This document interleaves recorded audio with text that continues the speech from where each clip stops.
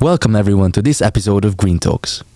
We are back to talk about research on clean and affordable energy, especially to discuss developments on the use of solar energy.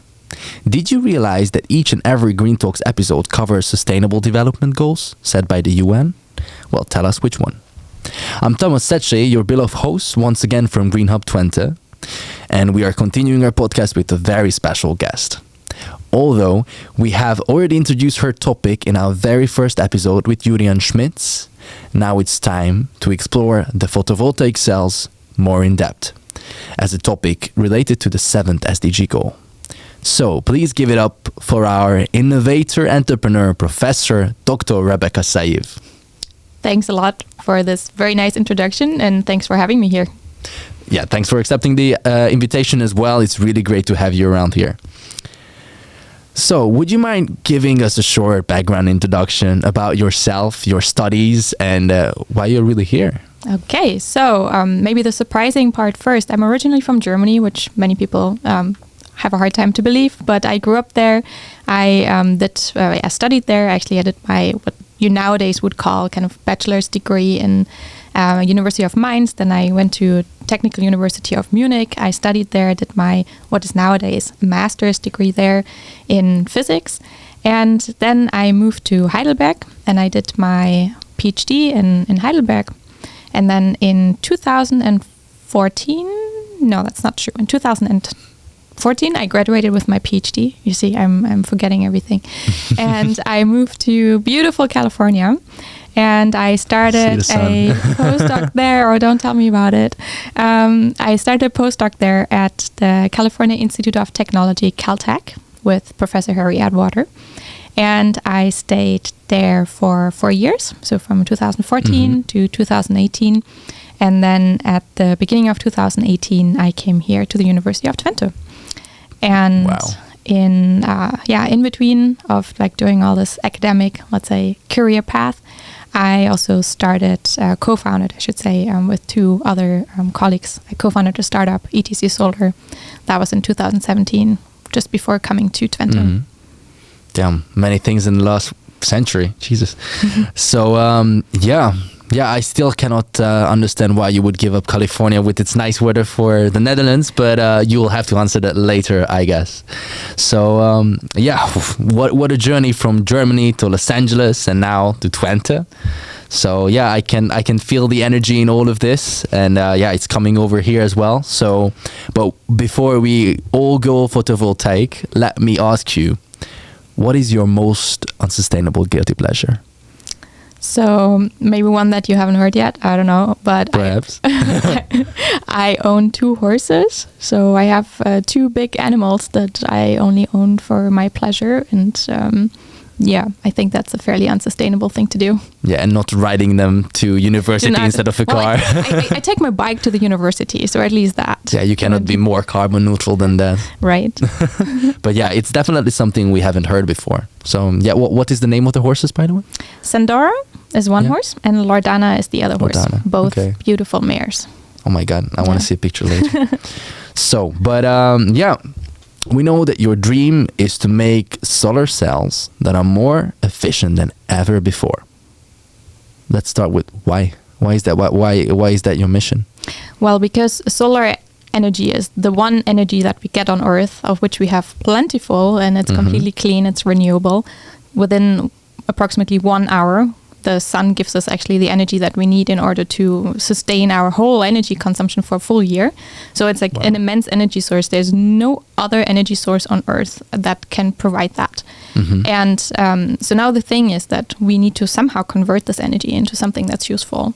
And already, early on as a child, I've always been very keen on protecting the environment, and I've never liked the idea that we are taking out fossil fuels out of the ground, that we are like permanently altering the one Earth that has given us the possibility to actually sustain not only our humans' life, but the life of all mammals and potentially also other plants and animals and so forth, right?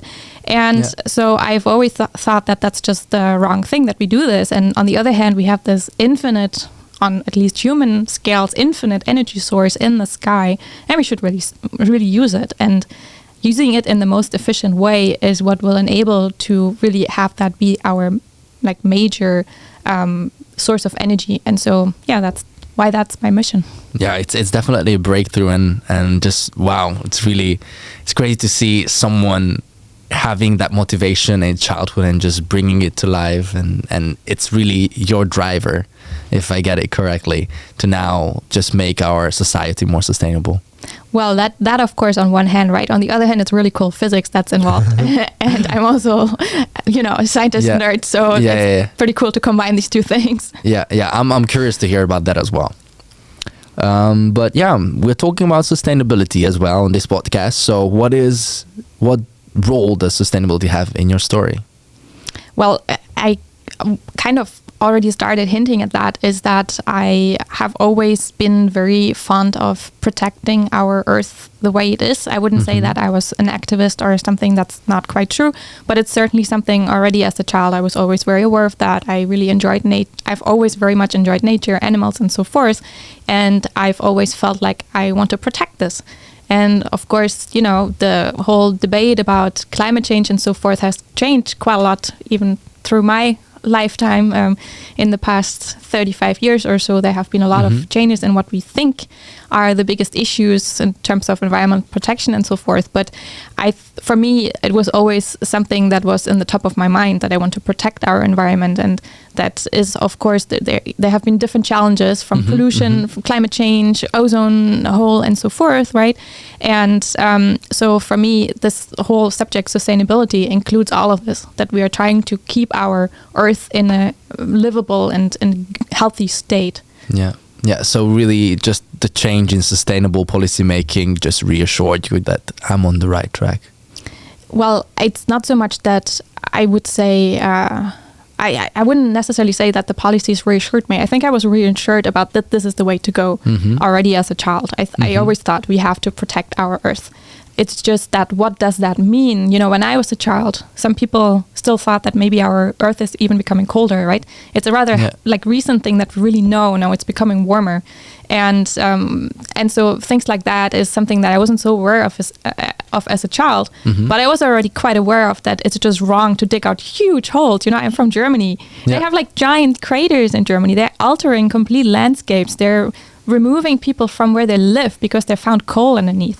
It's complete insanity. And already as a child, we learned about this, and already in school, I thought this is insanity. Why do you tell people that they have to move in order to dig up the coal that's underneath? No, it's completely unbelievable. That always seemed crazy to me. And then you make these craters out of this landscape, and you remove all the nice nature, or you like deforest very old forests and all this stuff. It always seemed wrong to me, and so that's why I always thought we somehow have to stop and change that. Yeah, I know that actually there was just recently also like an activist gathering in Germany for this. I had a few of my colleagues there as well, and I was just watching the videos and pictures that they posted, and I wasn't gonna believe. Yeah. But yeah, there is definitely much to be changed and to be challenged as well. But let's focus now on what clean energy is and what you are really doing with it. So explain us, what does clean energy entail? Clean energy is, of course, an interesting word to start with. So there are different, I would say, words. There's the sustainable energy, there's renewable energy, there are different phrases. Clean energy, I guess, is one of them. Personally, I prefer explaining a little bit the word renewable energy, because that entails that we are using energies that are readily available on Earth and will replenish themselves, such that we don't actually take away from the Earth, but we're using something that we will get afterwards again, such as, for example, sunlight.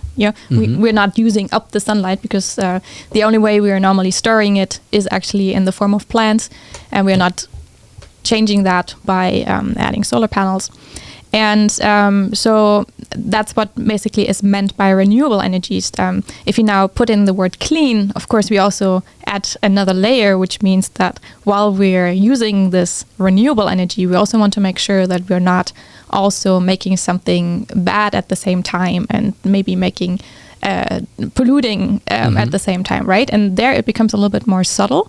And that is, I think, something from what I understood that your own work is also focusing on a little bit, is to make sure that we, at the same time as we're using this renewable energy, also have it be a clean energy resource, meaning that during the production process, during the usage process, during the after, let's say, waste process, recycling process, and so forth, that of course all this actually doesn't do harm to our environment. So that's how I would define that term. Yeah, so have a carbon neutral life cycle, really, or as industry engineers like to call it, a supply chain. I would not only focus on the carbon. I think there's more than carbon. And there is also environmental destruction that goes beyond, I would say, I mean, of course, carbon is important, right? It's incredibly important. It's our biggest issue probably that we've had as a society, as mankind. However, there are other environmental problems as well, such as chemical pollution, for example, in the areas where you would like manufacture your product. And there are also other, let's say, problems that do not only concern then the environment itself, but maybe also the workers that are not being treated in a fair way. So I think all of this together is probably something that we could then phrase or name clean energy. So it's multidisciplinary issue. For sure. Yeah, yes. We really like to use the word multidisciplinary here at the university as well, and that's part of our DNA, just as challenge-based learning, for example. I try to, or I soon see the challenges that it's really being faced there. Like you mentioned, all the pollutants. So, but what are the challenges when creating renewable energy sources? We know what is currently the challenges of maybe turning this over, but what are the challenges that, for example, you see and you are trying to find solutions for? Yeah, so when creating renewable energy sources, of course, we are also not just getting the sunlight, the wind energy whatsoever just out of the air, right? We have to make wind turbines, we have to make solar panels, and all of this is also being manufactured with normal manufacturing methods, and therefore also has to undergo similar issues as maybe other manufacturing plants. And the thing is, and that's maybe now where my own research ties in, is that the more efficient we now make such panels and these processes, the less we actually have to do these processes, and then the less panels, for example, we might need. So my personal research is actually not so much focused on now making sure that a solar power plant in China runs as clean as possible in order to not cause any health issues for the employees there. That's not my personal research at all. I'm a physicist. I'm doing material science, optics, physics, nanotechnology, these things, right? So like really just very, very technical and natural sciences. However, what you can do as a natural scientist is to make sure that out of a solar panel that is being manufactured, that you, and my personal interest now is to get as much energy out per solar panel as possible. And other researchers might want to do that by, like, for example, using different materials, maybe also materials that are less expensive, less have like, let's say, better carbon footprint, better environmental footprint in their production. But my focus is really to make sure that we get more energy out by employing, let's say, different types of physics, nanotechnology, optics, and so forth concepts.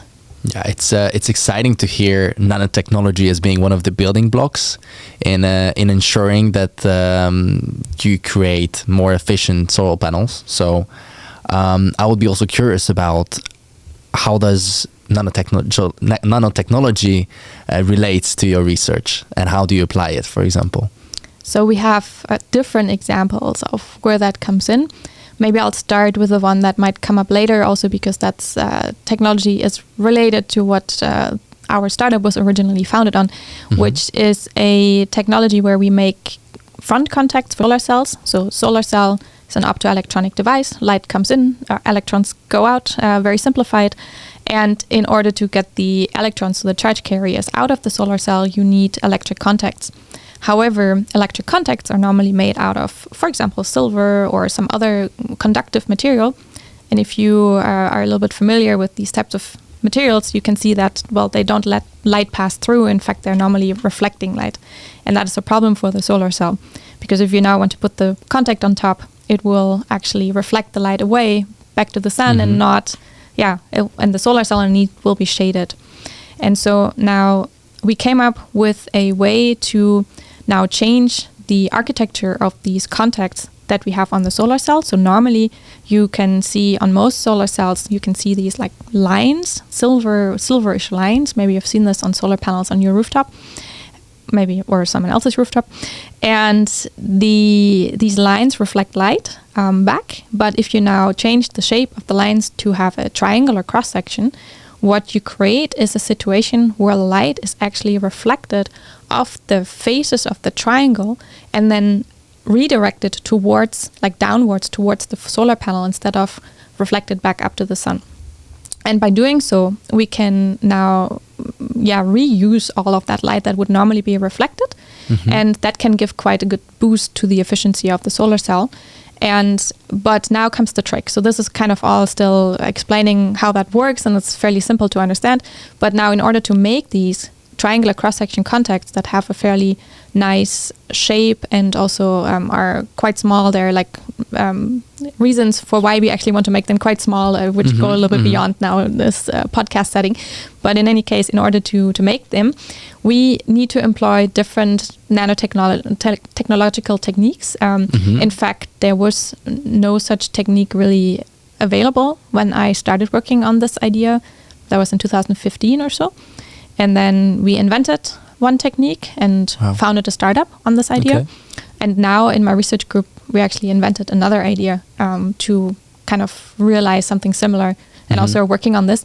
And where does nanotechnology come in now is really in the types of processing that we use, but also in the types of materials that we use. So, for example, we very often employ so-called nanoparticle inks. So we have something like a substance that you can imagine to be a little bit like nail polish, only that, it's a little bit more sophisticated than nail polish because it can actually give you certain electric and optical properties.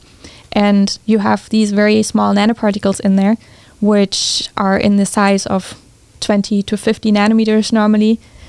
For the audience who is not super into the nano world, maybe to just give you a comparison, a hair has a diameter of approximately 50 micrometers, also depends on the person and the hair and so forth, 50 micrometers. So now 50 nanometers is 1,000 times smaller. So the particles that we're working with there have that type of size. And that's necessary in order to get the optical properties that we desire. So that's just as an example. Yeah.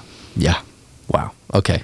I'm still shocked there that you invented all this, because now in my mind it's clear why you are sometimes referred as an innovator entrepreneur. But can you please also explain it, like what, from your perspective, what is that? What is an innovator entrepreneur? Good question. You're asking me all these definitions today here. So I think what is meant by that is, of course, let's say you can do research in order to discover a new phenomena, and you can do research in order to invent something that can then enable something new. And I would say that is then an innovator, because it does enable people then afterwards to kind of take that and make new stuff with that. And maybe it can be, let's say, phrased or made be clear a little bit more concrete by saying, okay, people who have, for example, filed patents and are inventors, as in official inventors on a patent, should probably be named innovators because they invented something that didn't exist before. And so I guess that's probably one way to kind of more define it more. So you invent something and then you build a company on it, so you're also an entrepreneur, but you keep innovating and you keep that side hustle beside as well. Right, but I would say these are different steps, right? You can be an innovator without being an entrepreneur, because you can invent things without then actually starting your own company.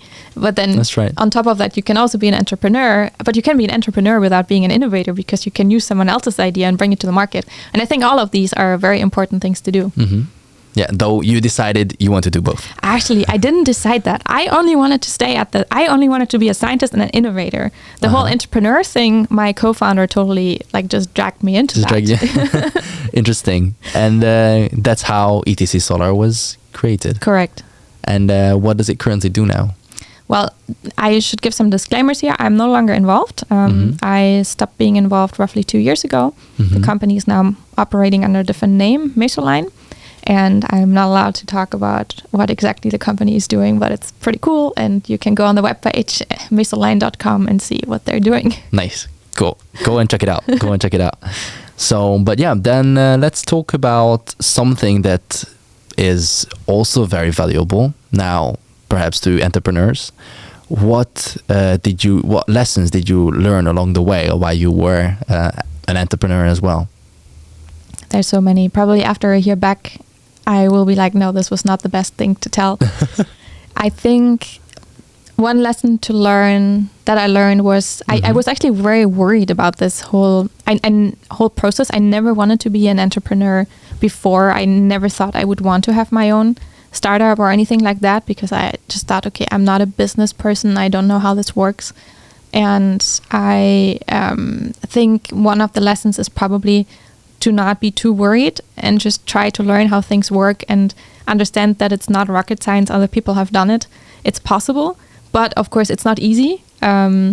Also understanding that it takes a significant amount of time, and that's really something that you really need to want in order to make it happen. For me, it was a good time in my life to do this, because I had nothing else going on apart from work, and I just moved here and it was okay. Things like that.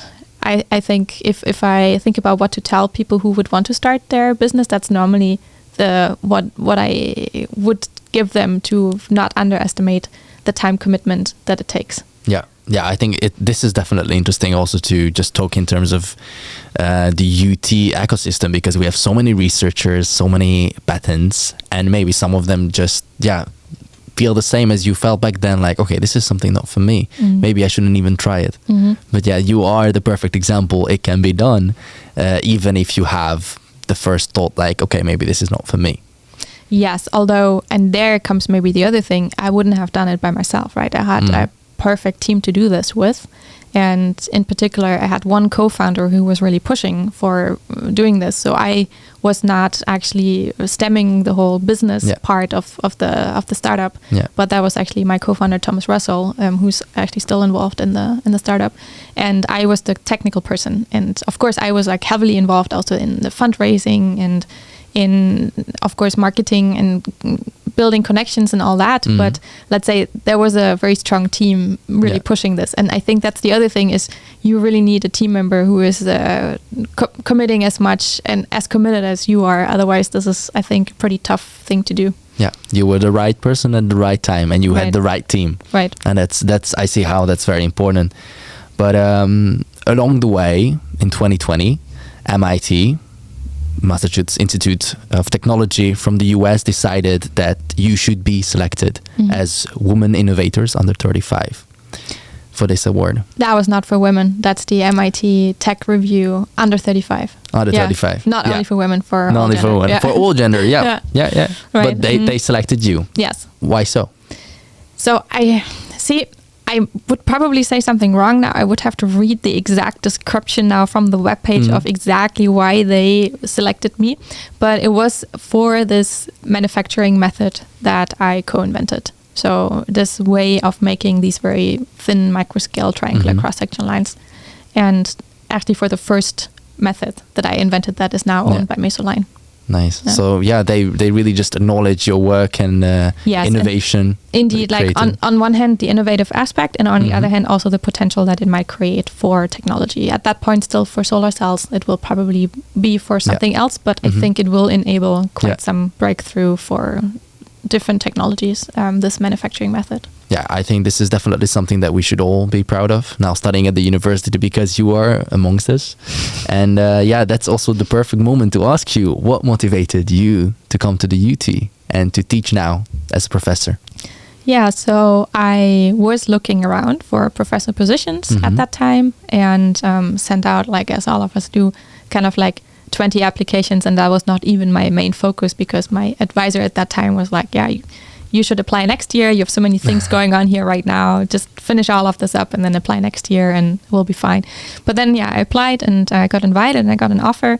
And originally I was just like, I looked around in Europe and in the US and I saw this coming by, and it was kind of something that I did at the side. Yeah, okay, let me just send my standard application to Twente to see what happens. And they invited me and I came here. And I thought, it's a great way to practice this whole interview situation, which is very challenging for if you want to become a professor. It's a very thorough process and very intense interviewing and selection process. So I thought, it's a great practice. I'll come here, but I didn't really take it seriously that I would really end up here. I thought it's kind of more like a practice run. And then I came here and I was like, actually, this is pretty cool. There's I really like the campus here. I thought it's pretty. I was impressed by all the laboratory facilities, by the giant clean room, which is really enormous compared to all that I had seen before. And everyone seemed very nice, and it seemed like a nice community. So that's why I thought, maybe that's a good next step. And so I moved here. Yeah. And except the weather. The weather. I like in January, I regret it so hard. Yeah, but you're still here, so the motivation was great enough, and that's really great to hear. But I think beside that, you also had a passion, which you are right now very much exercising, and that's mentorship and being with students. Tell us about that. That's correct. No, I think that is one of the most rewarding aspects of my work, which is also really the reason why I wanted to be a professor and why I really wanted to be at the university, because of course, research and technology development and all that, you can do that also in a corporate environment.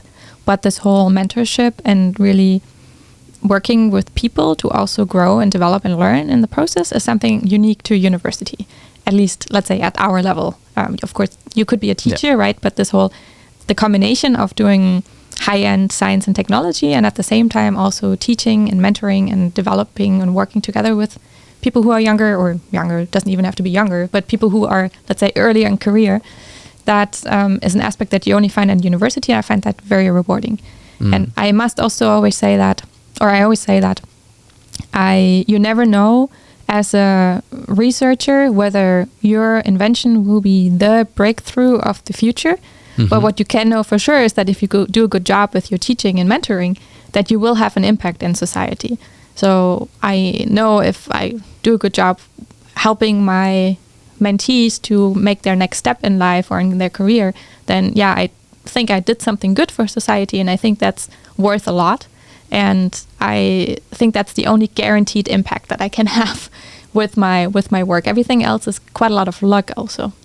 Yeah, just like entrepreneurship or innovation. Indeed. But this way you multiply your luck. Indeed, that's the other thing. I then, I have like mentees that become teachers or that become entrepreneurs or that go to a company that do this, like they do all the cool stuff. And if they take a little bit from what I think is the right thing to do with them, then hey, I'm just spreading it all out. Life achieved. Right.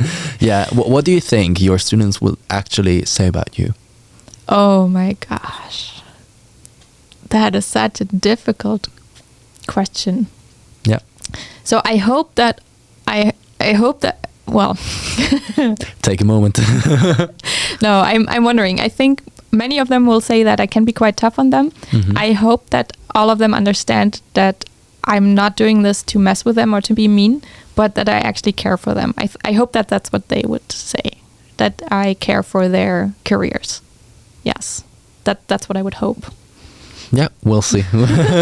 We'll see from the feedback. Are you going to interview them afterwards? Well, you will know about it for sure. All right.